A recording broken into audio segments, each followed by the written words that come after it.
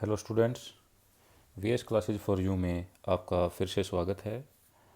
आज हम करेंगे एनसीईआरटी क्लास 7 का इंग्लिश का चैप्टर नंबर 1, जो कि हनीकॉम नामक बुक में से है।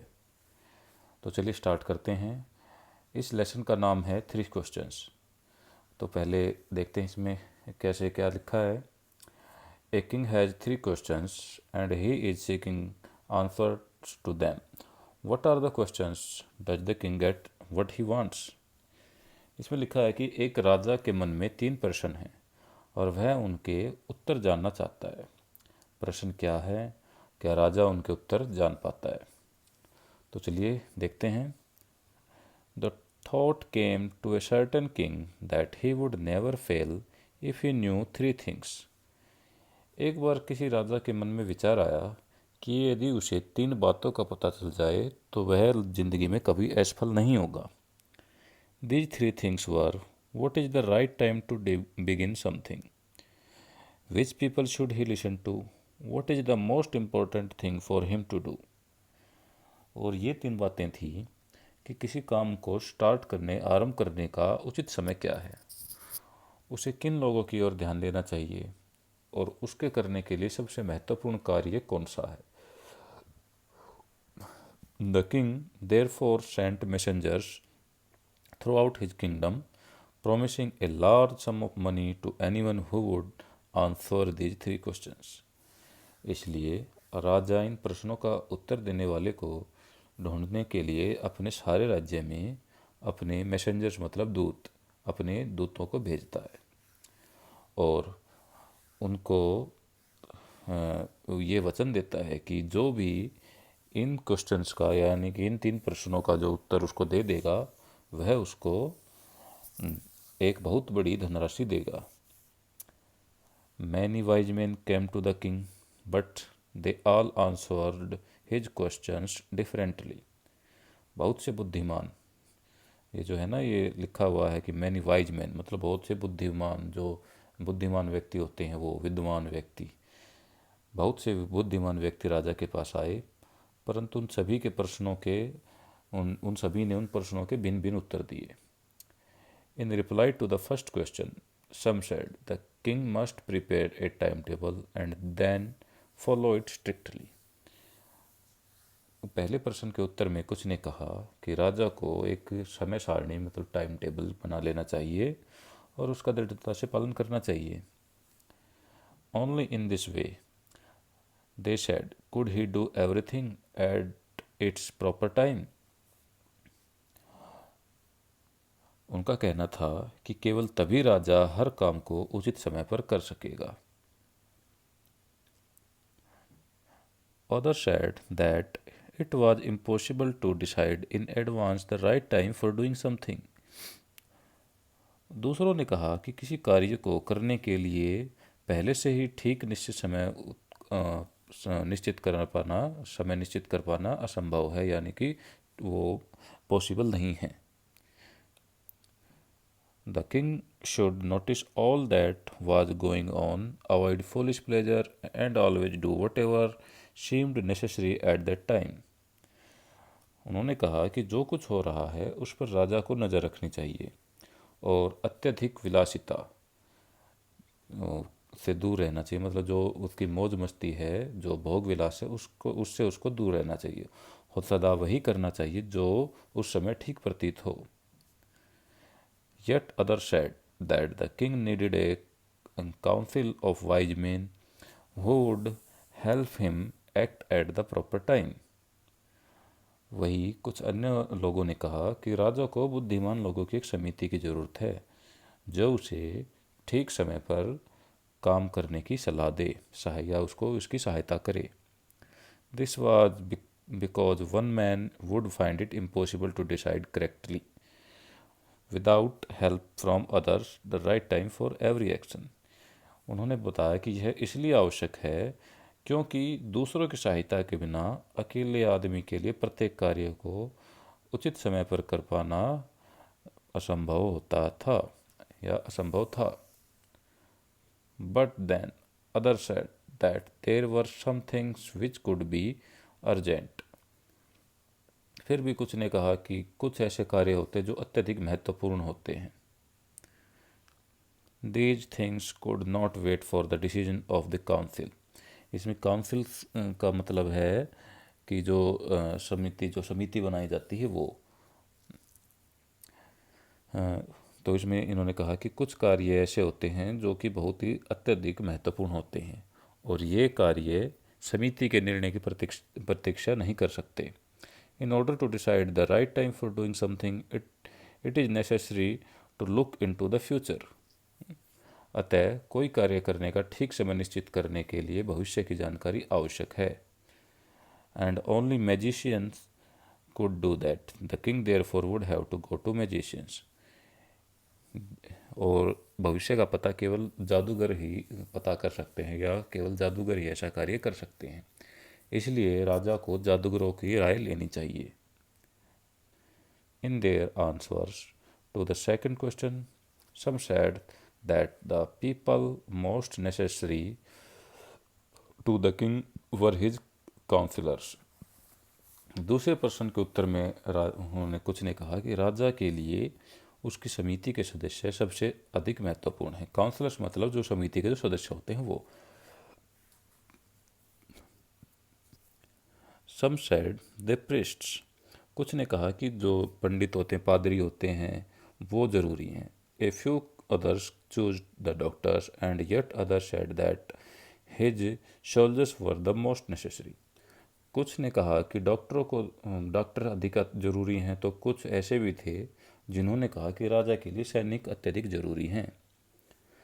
To the third question, some said science, other chose fighting and yet others religious worship.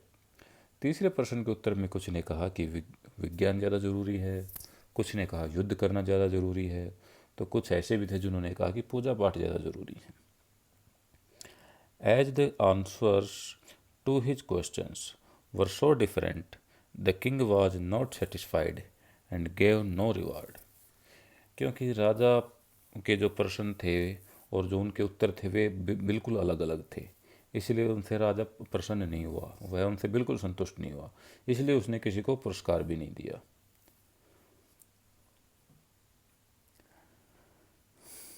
Instead, he decided to seek the advice of a certain hermit who was widely known for his wisdom.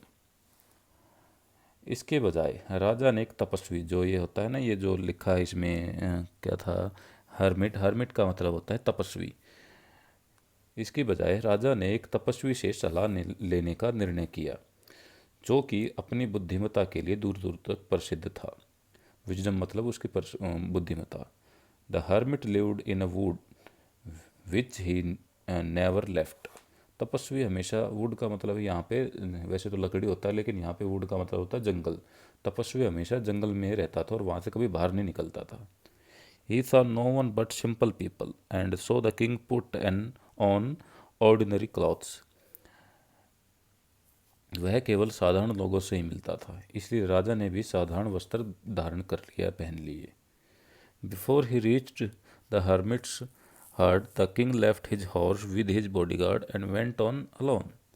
तपस्वी की झोपड़ी के पास पहुंचने से पहले राजा ने अपना घोड़ा अपने अंगरक्षक के पास छोड़ दिया और अकेला आगे बढ़ने लगा। As the king came near the hermit's hut, he saw the hermit digging the ground in front of his hut. जब राजा तपस्वी की झोपड़ी के पास पहुंचा तो उसने देखा कि तपस्वी अपनी झोपड़ी के सामने जमीन खोद रहा है। He greeted the king and continued digging. The hermit was old and weak, and as he worked, he breathed heavily. उसने जब राजा की तरफ देखा तो उसने राजा का अभिवादन किया और अपनी खुदाई जारी रखी।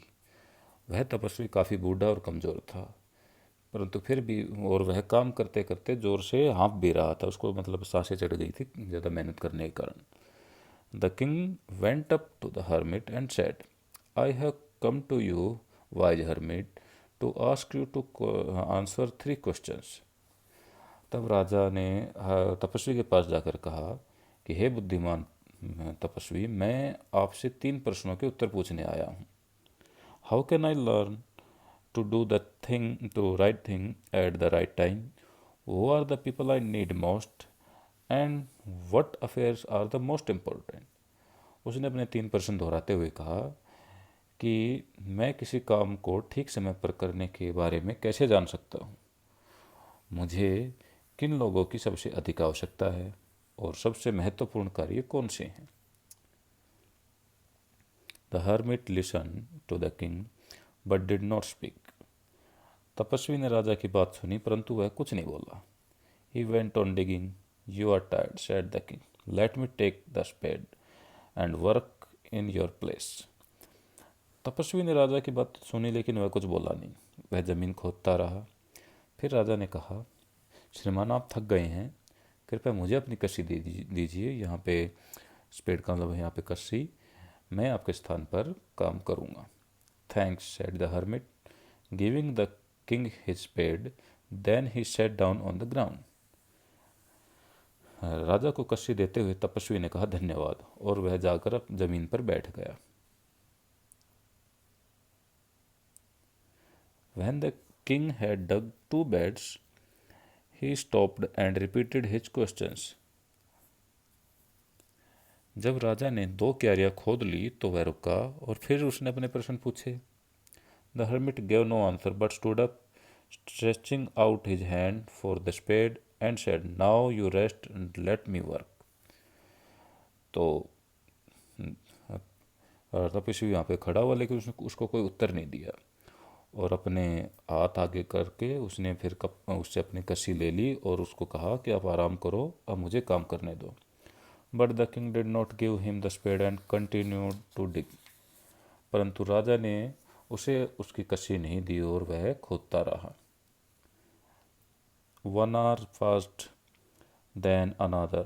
The sun went down behind the trees, and at last the king stuck the spade into the ground and said, I came to you, wise men, for an answer to my questions. If you can give me no answer, tell me so, and I will return home. 1 घंटा बीत गया, फिर दूसरा घंटा भी। इसी प्रकार सूर्य वृक्षों के पीछे जाके छिप गया। अंत में राजा ने कस्सी जमीन में गाड़ दी और कहा, हे बुद्धिमान पुरुष, मैं आपसे अपने प्रश्नों के उत्तर पूछने आया था। यदि आप मुझे कोई उत्तर नहीं दे सकते तो मुझे बता दीजिए, मैं अपने घर लौट जाऊंगा। Here comes someone running, said the hermit. तपस्वी बोला, देखो कोई दौड़ा हुआ आ रहा है।